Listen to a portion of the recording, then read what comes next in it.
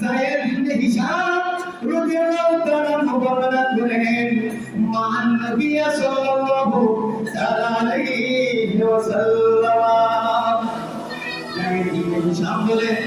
আমি আমার নবীর সাথে ছিলাম আমার নবীর সাথে পথ চলতে লাগলাম আমার নবীর পাশে ছিলেন দুই জাহানের খলিফা অর্ধ জাহানের খলিফা বাদশা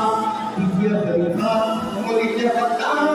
রাদিয়াল্লাহু তাআলা আমার নবীর ডান পাশে দাঁড়িয়ে রইলেন আর সাহাবী আছেন একজন হযরত হযরত যায়েদ ইবনে হিশাম বর্ণনা করেন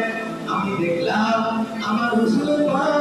সাল্লাল্লাহু তাআলা আলাইহি ওয়াসাল্লাম ওমর ইবনে খাত্তাবকে হাত বাড়ায় ধরলেন কিভাবে ধরলেন কিভাবে ধরলেন হাত বাড়ায় ধরলেন হাত বাড়ায় ধরার পরে ওমর ইবনে খাত্তাবের পরে তিনি নরম হয়ে গেল কি নরম হয়ে গেল আয়াতুল নবী কেন আমার হাত দিয়ে ধরলেন আয়াতুল নবী কেন আমার হাতে ধরলেন এটা বলার সাথে ওমর ইবনে খাত্তাব বলে দিলেন আলআন হাত্তা কুনা হাত্তা ইলাহি মিন ওয়ালাদি ওয়া ওয়ালাদিহি ওয়া উন্নাসি আজমাইন ওমর ইবনে খাত্তাব বলেন ইয়া রাসূলুল্লাহ আমি ওমর আপনাকে আমার আওলাদ আমার মা বাবার থেকে ওয়া মালিহি আমার বাপ থেকে আমি রাসূলকে বেশি ভালোবাসি আমার নবী বলেন লা ওমর ইবনে খাত্তাব কি বলছো তুমি লা ইউমিনু তুমি ইমানদার এখনো হতে পারো না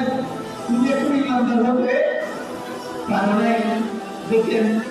আমার নবী বলতেছেন ওমর ইবনে খাত্তাব নবী সাল্লাল্লাহু তাআলা আলাইহি ওয়াসাল্লাম আতাকুনা হাক্কা ইলাইহি মিন নাফসিহি ওমর ইবনে খাত্তাব তুমি কি বলছো তোমার আওলাদ থেকে তোমার কমিটি থেকে তোমার মা বাবা থেকে দুনিয়ার সকল মানুষ থেকে তুমি বেশি নবীকে ভালোবাসো আমি বলছি না তুমি এখন ইমানদার হবে কারণ মুমিন হতে পারো না যখন ওমর ইবনে খাত্তাব আসল চলে গেলেন ওমর ইবনে খাত্তাব বললেন কিছুক্ষণ পরে আল্লাহ রাসূল কসম করে বললেন ওয়াল্লাহি বলুন না ওয়াল্লাহি আল্লাহর কসম ওয়া নাফসি ইয়াদি আমার জানতা যে আল্লাহর কবজার হাতে রয়েছে সাহায্য দাও আমার মধ্যে বলে ওয়াল্লাহি আল্লাহর কসম আমার জানতা যে খোদার কাছে কবজার মধ্যে রয়েছে ওই খোদার শপথ করে বলছি ওমর তুমি এখন ইমানদার হবে কারণ ওমর ইবনে খাত্তাব আমাদের উপর মেরে গেলেন আর ও কান্নায় লেগে পড়লেন এমন হয়ে গেলেন সাথে সাথে বলে দিলেন হাত্তা কোনা হাক্কা ইলাইহি ওয়া ওয়ালাদিহি ওয়া উন্নাসি ওয়া ওয়ালাদিহি ওয়া নাফসিহি ওয়া উন্নাসি আজমাইন ও ইয়া রাসূলুল্লাহ আমি আপনাকে আমার জানের থেকে আমার মাদের থেকে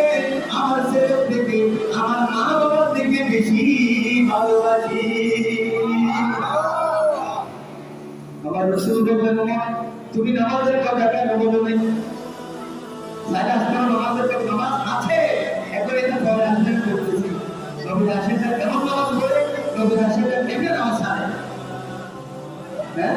বাবারা আমার নামাজ পড়তে হাত রাখা বান্দার বন্দেগী